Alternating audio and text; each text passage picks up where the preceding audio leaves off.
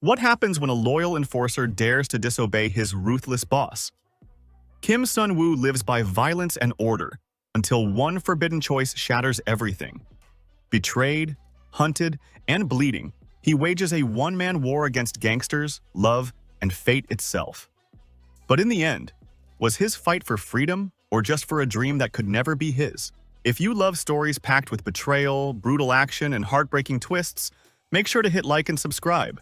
More epic movie recaps are on the way, and trust me, you don't want to miss them. The film begins with a quiet, almost philosophical moment. Kim Sun-woo, our main character, narrates a story about a boy who asks his teacher why tree branches move with the wind. The boy wonders if they move on their own, or because the wind pushes them. The teacher says both answers are wrong.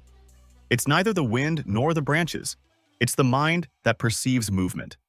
The story ends, and we are introduced to Sun-woo himself. Sun-woo works as an enforcer for a powerful crime boss named Kang, managing a hotel that belongs to the organization. His job is to keep order, and he does it without hesitation. One night, a group of men arrive late, refuse to leave, and start causing trouble. The staff calls Sun-woo. Calmly, he tells them the hotel is closing and asks them to go. They ignore him. He gives them to the count of 3. They still don't move. Without another word, Sun-woo beats them down and throws them out. Later that night, Sun-woo meets with Kang. The boss is concerned about a potential problem. Those men he threw out were connected to another gang, and tensions between the groups could cause trouble. Kang is especially wary because these rivals have shown interest in buying the hotel. During the meeting, another man named Moon-suk barges in with his usual lack of respect, interrupting Kang. His poor timing and attitude get him thrown out. Once they're alone again, Kang tells Sun-woo about a more personal matter. He has a young girlfriend named Hee-soo. She lives independently, and recently, Kang has heard she's been spending time with another man. Kang trusts no one else for this job, so he assigns Sun-woo to keep an eye on her. The instructions are clear. If Sun-woo confirms she's cheating, he must kill her. Sun-woo arrives at the apartment, approaching Hee-soo with a gift, saying it's from Kang. She seems surprised but accepts it politely. He continues his quiet surveillance, watching as she has dinner with a male friend, then goes to a club. The two seem close, but there's nothing suspicious yet. Later that night, the man drops her off, and she notices Sun-woo trailing her. As Sun-woo continues his watch, Moon-suk calls with bad news. The men Sun-woo beat up earlier were members of the rival gang led by President Baek. Baek has been trying to buy the hotel, but Sun-woo has refused every offer. Now, after the beating, tensions are even higher. Moon-suk complains that Baek keeps calling him, wanting to talk things over, but Sun-woo refuses to make peace. For him, pride outweighs compromise. While they're still talking, Baek calls again. Sun-woo finally answers Baek's persistent call. His tone is cold and dismissive, telling Baek that if he truly wants to talk, he should come in person. On the other end, Baek sits surrounded by his men. The call ends abruptly, and one of Baek's men chuckles at the exchange. That small laugh cost him his life. Baek, furious at the perceived disrespect, grabs the phone and bludgeons him to death without hesitation. It's a chilling moment that cements Baek as a ruthless and unpredictable figure. That night, Sun-woo returns home, restless. He can't stop thinking about Hee-soo. Something about her presence lingers in his mind. Then, unexpectedly, she calls and asks to meet. Without wasting a moment, Sun-woo gets ready and heads out. They share lunch together. The atmosphere is polite but strained. Hee-soo, sensing his quiet and reserved demeanor, bluntly asks if his job involves collecting debts for people who don't pay. Sun-woo shakes his head and tells her he simply manages a hotel, nothing more. His words are short, his manner shy. She teases him, saying that talking to him is boring. After lunch, they stroll through a mall. She stops at a display, admiring an elegant lamp. For a moment, she's tempted to buy it, but after checking the price, she decides against it. They part ways, but Sun-woo continues to follow her from a distance. He watches her practice the cello, the music filling the air with a quiet grace. Something shifts inside him. This is no longer just a job. His surveillance has turned into something deeper. Hee-soo, without realizing it, has become the first woman Sun-woo has truly fallen for. The moment is broken when Moonsuk calls. Baek has come to the hotel and wants to talk. Sunwoo arrives to find Baek trying to smooth things over, saying there's been a misunderstanding. Sunwoo refuses to play along. He tells Baek there is no misunderstanding, that Baek sent someone to threaten him. His words are sharp, his tone final. He makes it clear he won't be intimidated, then walks away, leaving Baek fuming. Later, Sunwoo heads to the place where Heesoo practices and sees her with the same male friend. After they finish, the man drives her home, then leaves. Sunwoo stays behind for a while, quietly watching before heading off. While talking on the phone in his car, Sunwoo narrowly avoids a collision. As he drives forward, he remembers the other vehicle. It's the same friend's car, now coming from the opposite direction. Suspicion flares immediately. If the man was driving away earlier, how is he returning now? There's only one explanation: he has gone back to see Heesoo. Sunwoo races to her home. He enters quietly, moving through the space until he finds them together. The truth is undeniable. Everything Kang feared is real. Heesoo is involved with the other man. The orders from Kang are clear. If she's cheating, Sunwoo must kill her. Rage surges through him. He attacks the man without restraint, beating him brutally. Heesoo cries out, terrified, and in that moment Sunwoo hesitates. He has been watching her for days, feeling something he's never felt before. Now, faced with the reality of his orders, he can't bring himself to end her life. Instead, he makes a choice. He tells her to end the relationship and promises to forget what happened today. Her friend, bloodied and shaken, eventually leaves. Sunwoo walks away too, carrying the weight of the decision that will inevitably change everything. Left alone after her friend leaves, Heesoo breaks down. Through tears, she tells Sunwoo that what he's asking is impossible. She admits openly she loves the other man deeply and could never forget him. Sunwoo tries to reason with her, saying everything he's doing is for her own good, trying to protect her. But Heesoo refuses to take any blame.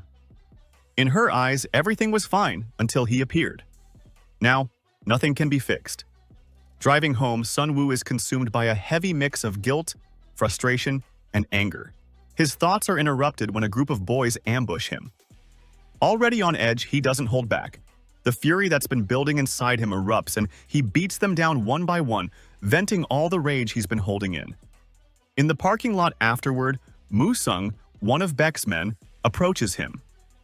Moo-sung says that all Sunwoo has to do is apologize to Baek, and the matter will be settled. Baek will let it go. But Sunwoo refuses without hesitation. Pride won't let him bow down. He tells Moo-sung to leave. Meanwhile, Kang returns from his trip and visits Heesoo. This time, she barely speaks to him. Her coldness is obvious, and Kang immediately senses that something is wrong. Though she's still living in the house he provided, she now plans to leave. Kang tells her he likes her because she's fearless, but then his tone darkens. He warns her that when people are young, they have patience. As they grow older, that patience disappears. The implication is clear. If she pushes him too far, he might lose control and do something terrible. Back at his apartment, Sunwoo is still thinking about Heesoo when his door bursts open. Several men rush in and beat him brutally. When the assault ends, he finds himself hanging upside down in a remote location, bloodied and weak. Baek arrives, smirking as he tells Sunwoo that he's made a huge mistake. Sunwoo laughs at him, a defiant gesture that wipes the smile off Baek's face. "Now laugh," Baek sneers. "Let's see you laugh now." He's just about to finish Sunwoo when his phone rings. After taking the call, Baek orders his men to put Sunwoo in a car. They drive him to a deserted spot. The betrayal, Sunwoo sparing Heesoo, has reached Kang. Furious, and now in cooperation with Baek, Kang sees Sunwoo as a liability they both want gone. Kang confronts him directly, demanding to know why he didn't follow orders. Sunwoo explains that he thought his decision was the best solution, but Kang rejects the excuse. If Sunwoo had a problem, he could have simply called. Kang walks away, leaving instructions for his men.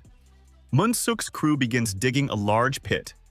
They throw Sunwoo inside and start burying him alive. Rain pours down, soaking the dirt, and Sunwoo uses every ounce of strength to claw his way out. Exhausted and covered in mud, he emerges to find Moonsuk waiting outside. Breathing hard, Sun Woo tells him not to play games with his life. Moon-suk remains unmoved, casually handing him a cell phone. He says Kang will call in 15 minutes. Sun Woo can say whatever he wants. Sun Woo takes the phone and pretends to make the call. When he's done, he hands it back. Only then does Moon-suk notice. The phone doesn't even have a battery. There was never a real call from Kang. Sun Woo pulls the battery out of his hand and slams it into Moon-suk's face, blinding him. Chaos erupts. Surrounded by men, Sun Woo fights with ruthless precision, cutting through them one by one. It's a brutal struggle, but he manages to kill them all and escape with his life. At the hotel, Kang and Baek meet face to face. During the meeting, Kang tells a story. He speaks of a brilliant young man who once worked for him. One day, that man made a mistake. It was small, insignificant even, but Kang only wanted him to admit it. The man refused. And because of that stubborn refusal, Kang killed him. The lesson, Kang explains, is simple. It doesn't matter if a mistake is big or small.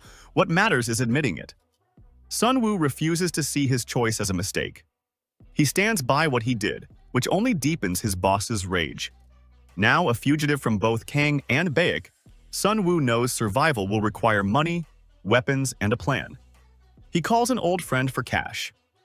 Having once been part of the underworld, Sun Woo knows the right contacts. He reaches out to a supplier and arranges a meeting, but when the supplier arrives, his eyes narrow. He's suspicious. He starts wondering if Sun Woo might be working with the police. The doubt grows, and instead of handing over a weapon, the supplier takes Sun Woo to meet his own boss. In front of the boss, Sun Woo pretends to be working for Kang and is here for the delivery. Eventually, the supplier relents, handing him a gun. It's a powerful precision weapon. He shows Sun Woo how to disassemble and reassemble it. But as the meeting continues, the supplier's boss makes a call to the hotel to confirm Sun Woo's story. That's when he learns the truth and receives an order to kill him. The trap is set. Before they can act, Sun Woo strikes first. Using the same gun they had given him, he kills everyone in the room. Not long after, the supplier's brother arrives and finds the scene drenched in blood. Every man is dead. He gathers the remaining weapons, swearing vengeance. Sun Woo then hunts down Moon-suk. Holding him at gunpoint, he demands Baek's location. Under threat, Moon-suk gives it up. At an ice skating arena, Baek enjoys himself. Certain Sun Woo is already dead. When Sun Woo appears, Baek freezes in shock. Sun Woo mocks him, asking where the smile has gone. The same smile he wore before. Baek tries to play it cool. He calls them both professionals, suggesting they treat what happened as nothing more than bad business. Let it go, he says. Forget it like a bad memory.